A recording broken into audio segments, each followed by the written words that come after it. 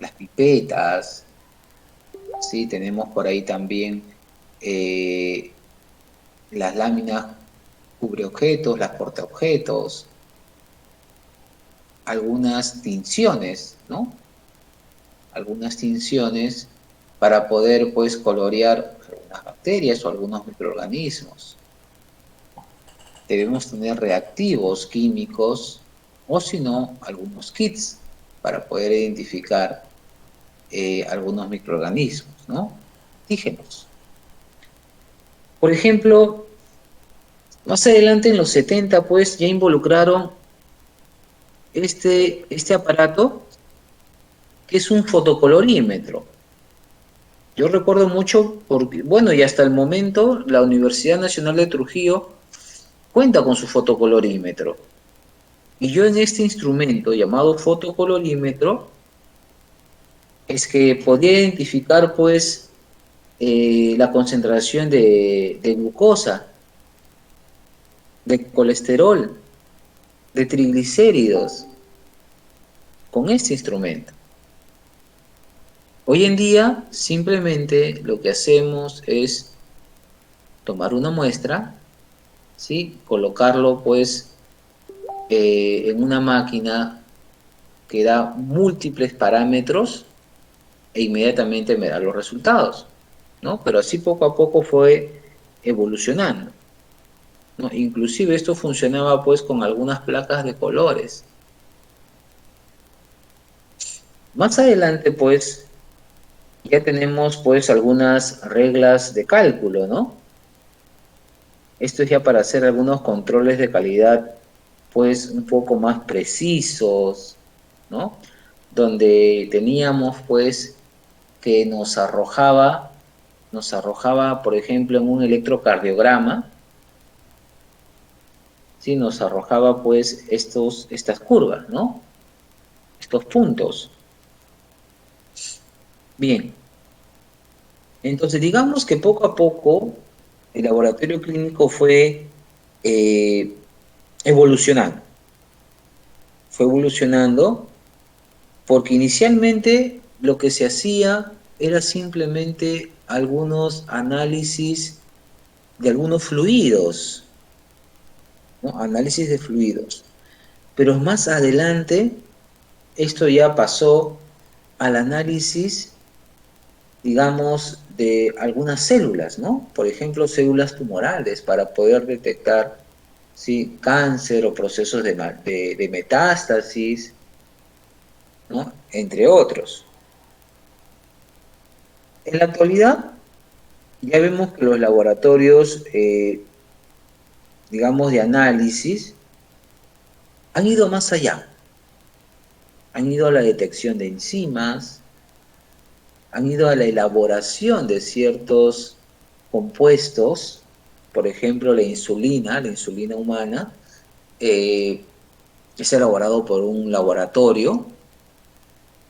Ya sabemos que ahora se elaboran bajo el método de ADN recombinante, o sea, existen microorganismos que elaboran la insulina, muy parecido a las penicilinas, ¿no? A las penicilinas, el Penicillium notatum era quien se encargaba de elaborar la penicilina, ¿no? Alexander Fleming de casualidad descubrió ese evento.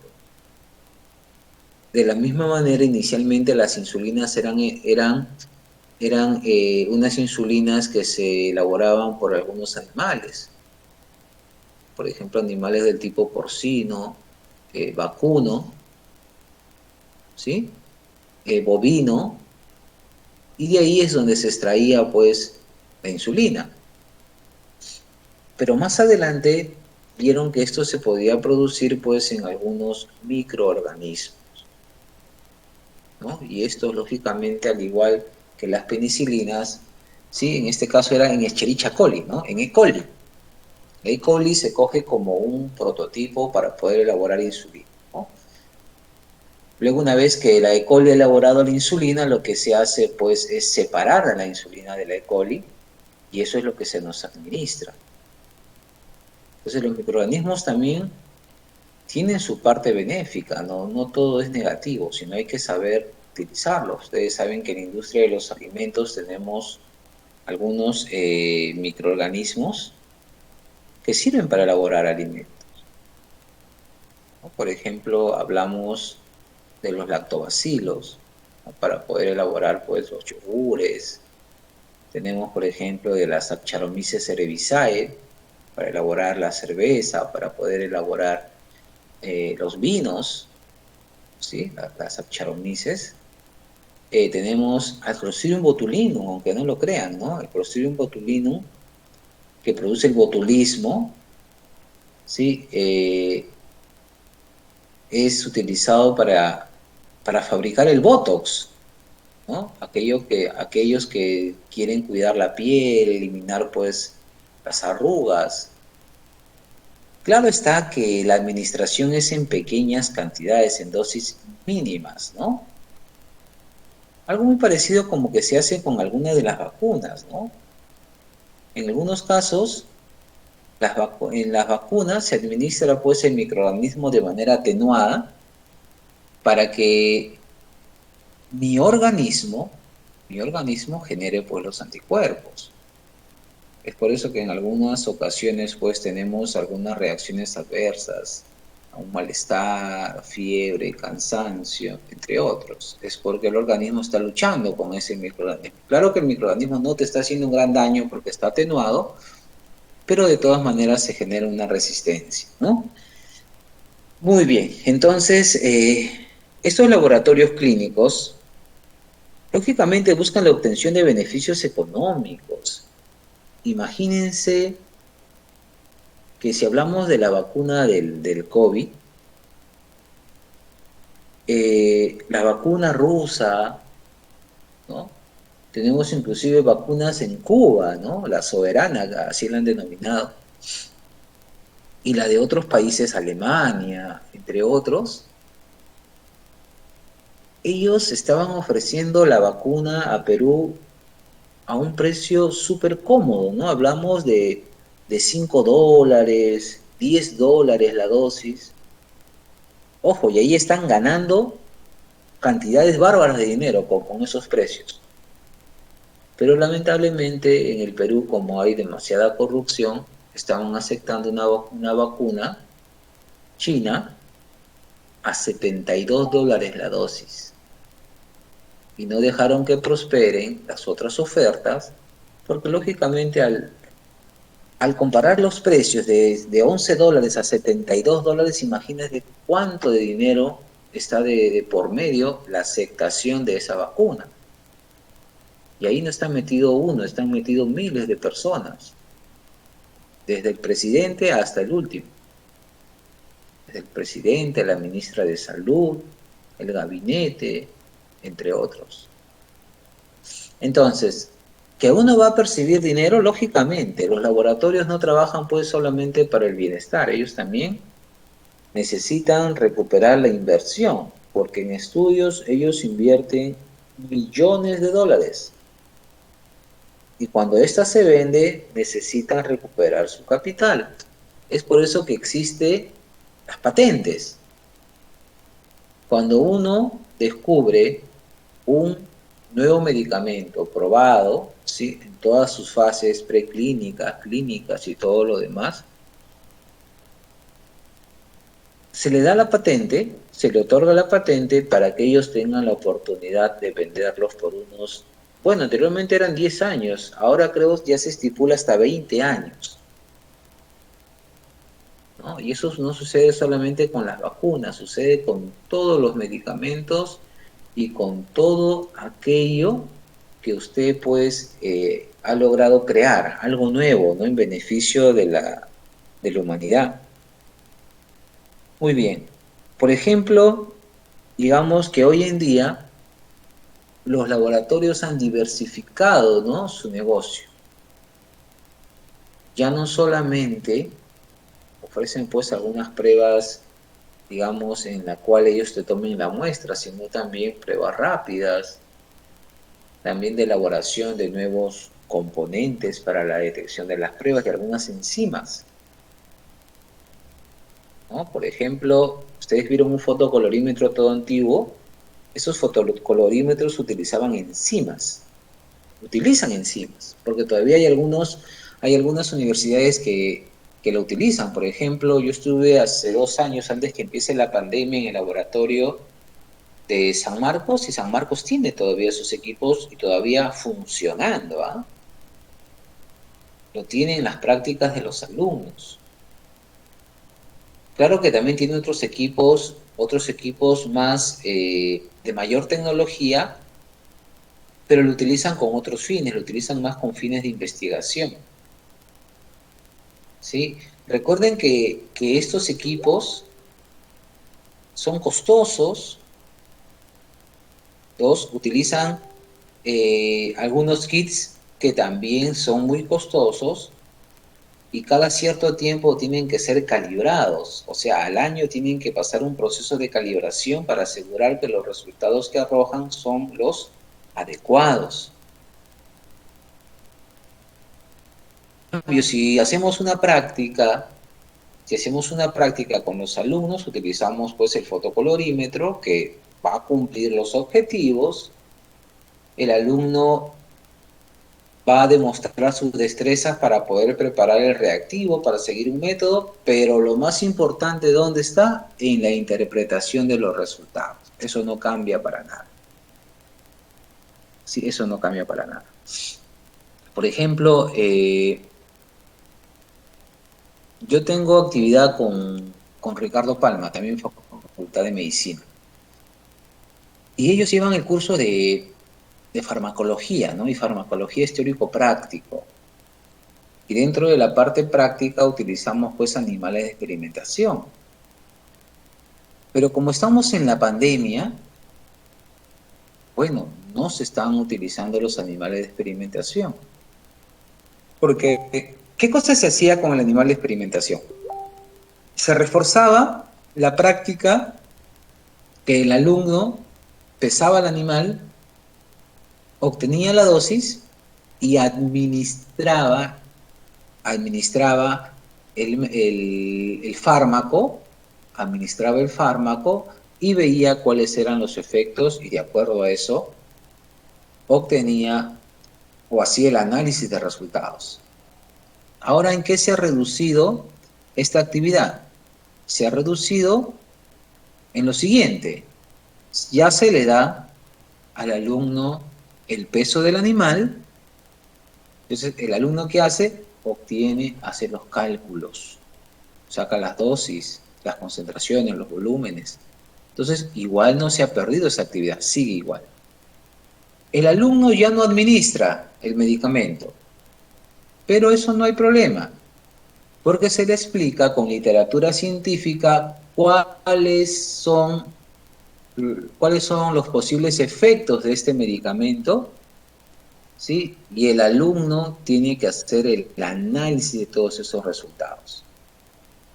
Entonces, lo único que no se está haciendo es la administración, ¿no? No se está viendo la manipulación que va a tener el alumno del animal de experimentación, pero digamos que no es lo fundamental. No es lo fundamental, porque la competencia del médico no es la administración del medicamento. La administración del medicamento le compete a la enfermera.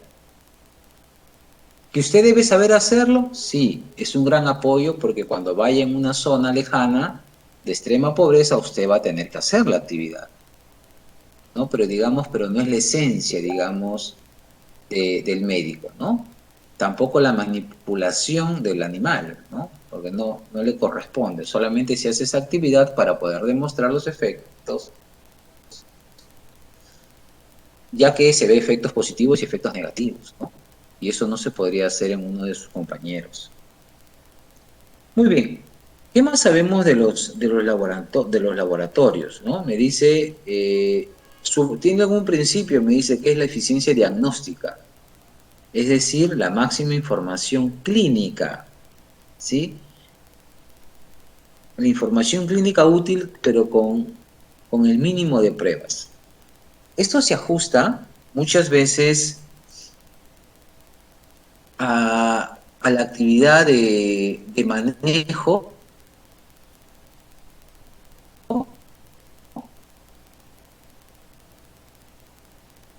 de experimentación, o digamos, de las pruebas analíticas. Recuerden que las pruebas analíticas hoy en día se realizan bajo ciertas condiciones donde muchas veces las muestras son insuficientes. Por ejemplo, yo obtengo 5 mililitros de sangre y con esos 5 mililitros de sangre tengo que utilizar todo ello para hacer de repente un perfil hepático y un perfil lipídico. Entonces va a ser insuficiente. Pero sí existen algunos métodos que requieren de poco volumen, ¿sí? Y es lo suficiente para poder hacer un perfil hepático y un perfil lipídico, ¿no? Pero también hacer un perfil hepático y lipídico, imagínense, por ejemplo, un colesterol te puede costar pues 20 soles, 30 soles, 50 soles. Y si haces un perfil completo, no solamente vas a tener pues colesterol, disculpe, por ejemplo, transaminasas, ¿no? Si es un perfil hepático, puedes obtener transaminasas, puedes obtener bilirrubina, ¿sí? Entre otros más. Se pueden hacer 5 o 6 pruebas con una pequeña cantidad de sangre, con una maquinaria específica. Ah, ¿cuánto me va a costar? Tal vez me va a costar, pues, no sé, 200 soles, 300 soles. Son perfiles completos. Entonces, lo que trata de asegurar el laboratorio clínico es, pues, que se realice un paquete completo, ¿sí? Utilizando la menor cantidad de pruebas, porque eso también repercute en la economía del paciente, ¿no?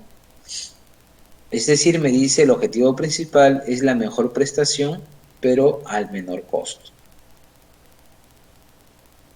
Cuando nosotros hablamos de laboratorio clínico, me dice que este interviene en más del 70% de las decisiones médicas. Quiere decir que una prueba de laboratorio clínico apoya el diagnóstico del médico. Muchas veces el médico supone, ¿no? Observa algunos signos, algunos síntomas y empieza a suponer, es posible que tenga esta enfermedad. Pero ese es posible, ¿sí? Se va a concretar con los resultados de estas pruebas, ¿no? Y bajo estos resultados, pues, plantea un enfoque terapéutico. Ahora, para estos casos, siempre hay algunos laboratorios de referencia, ¿sí?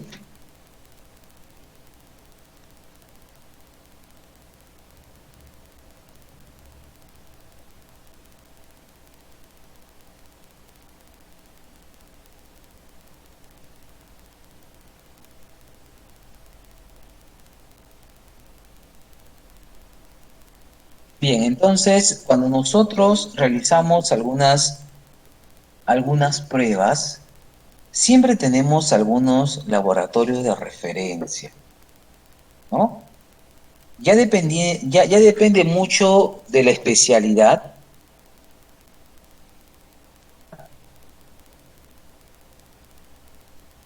¿sí? Depende de la especialidad. En bote muchos laboratorios que puedan ayudar al diagnóstico, pero siempre nosotros referimos a algunos de ellos.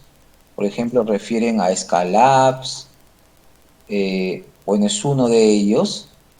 Hay laboratorios, por ejemplo, en Lima, o tal vez hay algunas instituciones, ¿no? Que tienen una gran capacidad de laboratorios, por ejemplo, la Maternidad de María, ¿no? La Maternidad de María también tiene un buen centro de laboratorio clínico, ¿no? Y así sucesivamente, ¿no? Y esto está dirigido, pues, eh, uno, viendo la economía del paciente, y dos, también va a depender de la especificidad de prueba que usted ha solicitado para apoyar.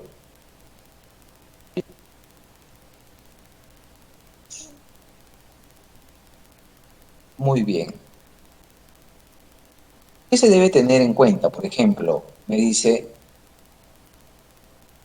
tenemos que tener en cuenta la significación clínica, o sea, qué es lo que espero obtener de este resultado, ¿sí? Digamos, si ese resultado apoya mi diagnóstico, fundamentos del método, ¿sí? Caracterización de los reactivos provistos,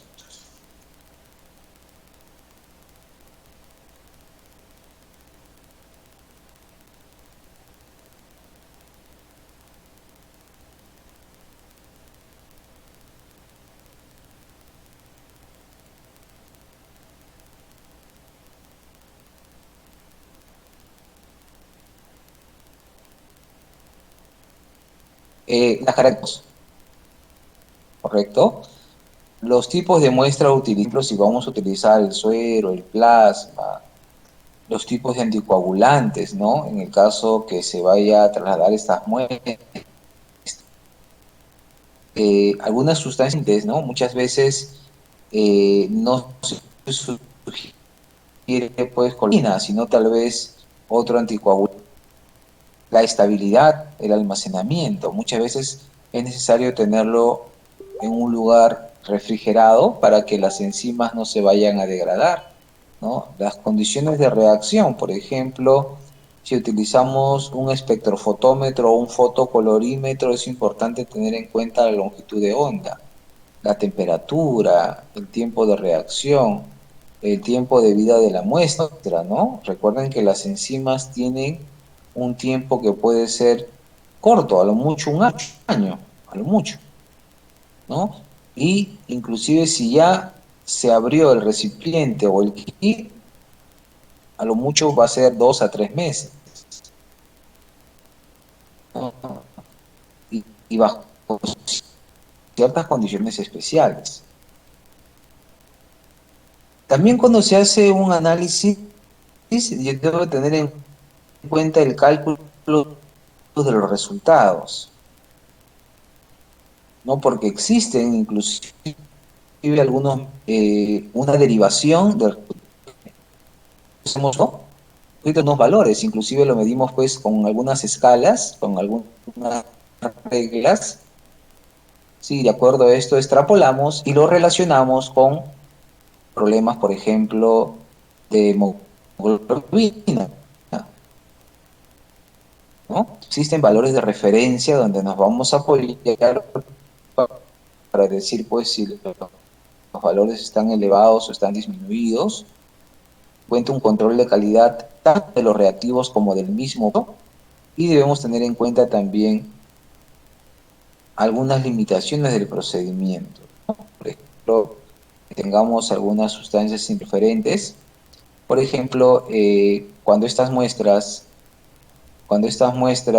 no son almacenadas de manera adecuada, pueden se hemolizan y los resultados ya no van a ser los mismos, ¿no? Entonces hay que tener cuidado con todo.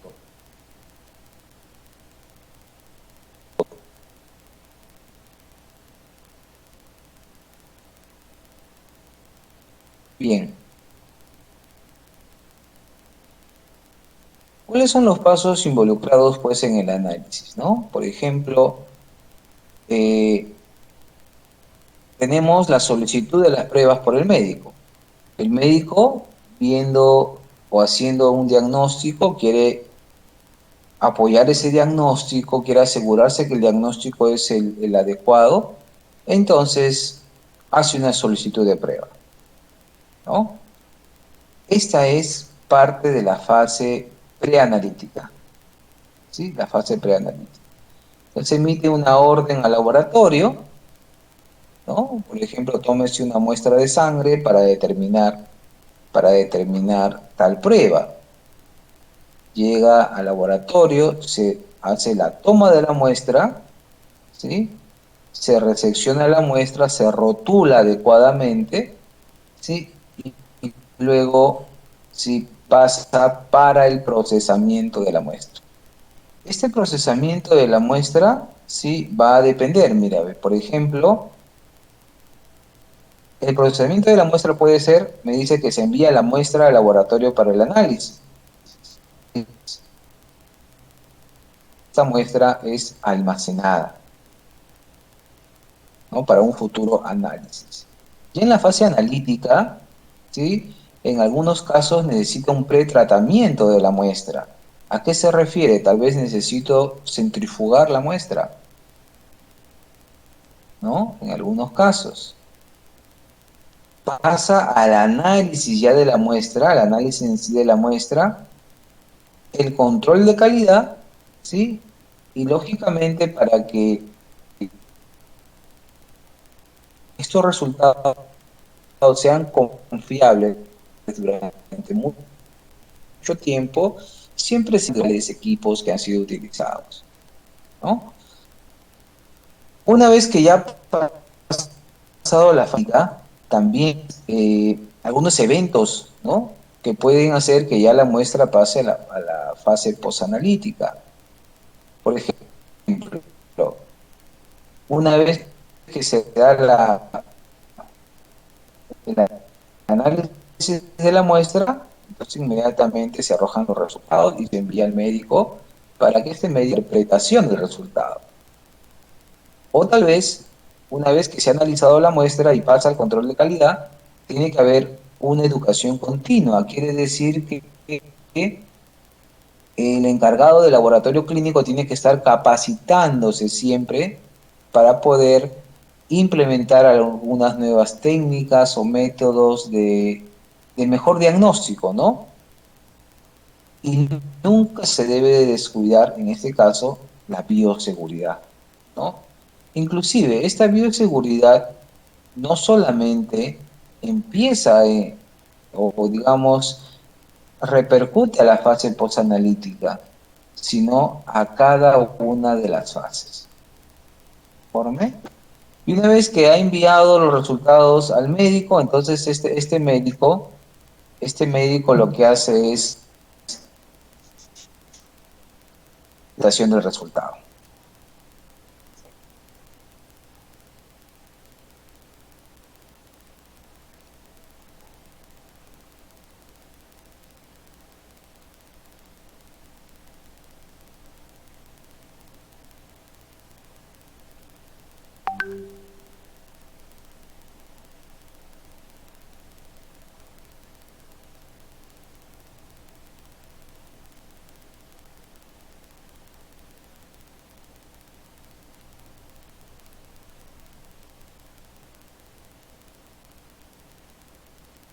Listo. ¿Qué errores usuales se presentan en algunas fases? Mira, por ejemplo, en la fase preanalítica podemos tener, por ejemplo, una solicitud de análisis por parte, me dice, errores en la fase preanalítica, ¿no? Extra laboratorio. Por ejemplo, puede haber o se hizo una extracción incorrecta, ¿no? Una extracción incorrecta, una recolección en un recipiente inadecuado, tal vez tenía algunas sustancias, tal vez no se agregó algún anticoagulante y pues a la muestra y se pierde esa muestra, ¿sí? Eh, tal vez la cantidad insuficiente, eso es lo que les mencionaba, ¿no? Quieres hacer tal vez un perfil hepático o un perfil lipídico y sacas 1 mililitro de muestra, insuficiente, ¿no? 1 mililitro de suficiente. Correctas, muestras coaguladas, tal vez el transporte al laboratorio no fue el adecuado, o sea, no estuvo bajo una cadena de frío, suele suceder eso. Errores en la fase preanalítica, pero dentro del laboratorio me dice, por ejemplo, entrada de datos del paciente y peticiones, espera de las muestras hasta su manipulación, es un tiempo que en el caso se pueden deteriorar las muestras. La centrifugación me dice puede ser insuficiente o excesiva. Y es ya les he manifestado, y el tiempo de centrifugación tiene mucho que ver, ¿sí? En la prueba que yo deseo obtener. ¿Ya? Para la prueba tal vez voy a trabajar con enzimas, debo de tener mayor cantidad de revoluciones por minuto por mayor tiempo. Solamente suero y plasma son menor cantidad de revoluciones por minuto durante menos tiempo, ¿no? Distribución que se coloca en los respectivos pocitos, ¿no? Entonces, tal vez es el inadecuado.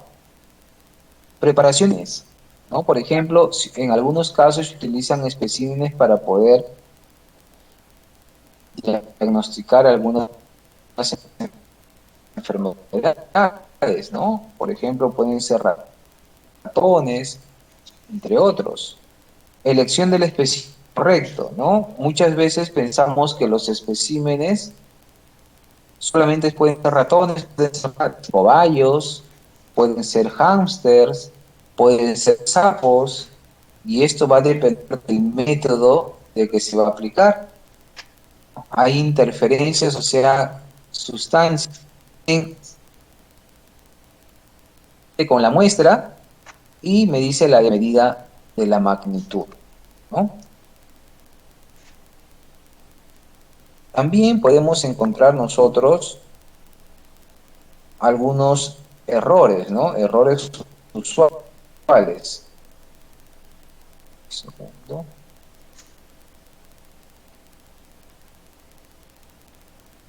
Muy bien. Pueden haber algunos errores en las recetas, ¿no? Pueden haber errores en las recetas. Por ejemplo, no se colocó la prueba adecuada, ¿no? Para el paciente. Un segundo.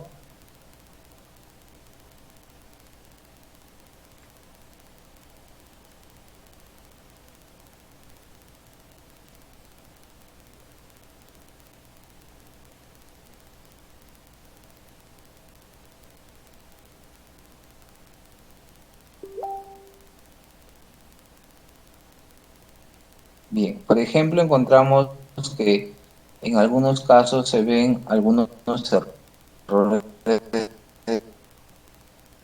transcripción. Errores de transcripción es al asignar una prueba para un determinado diagnóstico, ¿sí? Pero en fin, digamos que nos ayuda para este diagnóstico, sobre todo en algunos casos donde son áreas de emergencia, ¿sí? Para confirmación diagnóstica, para pronóstico de una enfermedad, para establecer, me dice, el diagnóstico basado en una sospecha fundada, ¿no? Para realizar un seguimiento terapéutico, cómo va evolucionando este paciente ante un tratamiento, ¿no? Para determinar factores de riesgos. En conclusión, el laboratorio debe ser, me dice, confiable, eficiente y libre de errores. Eso es lo que se espera.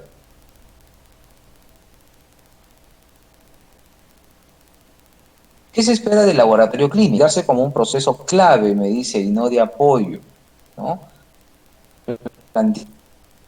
Planteándose como un servicio de atención, que dice valor agregado a los servicios de laboratorio. Acá nosotros tenemos una interpretación de datos, ¿no? Por lo que anteriormente teníamos estos pocitos. Bueno, en la actualidad, en algunos lugares todavía se siguen aplicando, ¿no? Entonces, cada uno de los colores una determinada enfermedad. Pero ya hoy en día, pues, con la incorporación de la tecnología, solamente tomamos la muestra, colocamos en una cuba, esta se coloca, pues, al respectivo equipo y obtenemos, pues, estas gráficas, ¿no? Esas gráficas que me van a mencionar si existe o no la posibilidad de la enfermedad que estábamos planteando en el día. Y lógicamente siempre es necesario pues el criterio y análisis críticos de un profesional, ¿no? Muchas veces el paciente hace la prueba, va a recoger los resultados, pero ya no vuelve con el médico. Entonces es necesario siempre el apoyo del médico que ha visto tu caso para que pueda determinar si tienes o no alguna de estas enfermedades, ¿no? Bien, jóvenes. Entonces el día de hoy nos vamos a quedar ahí, por favor. Mañana creo que empezamos 3:20, si no me equivoco. Eh, yo mañana les estoy compartiendo la información. También voy a prepararles un pequeño caso para poder trabajar de manera grupal. Ya les estoy enviando, eh, digamos, la asistencia y también el link para la conformación de grupos. ¿Sí? ¿Alguna pregunta hasta ahí?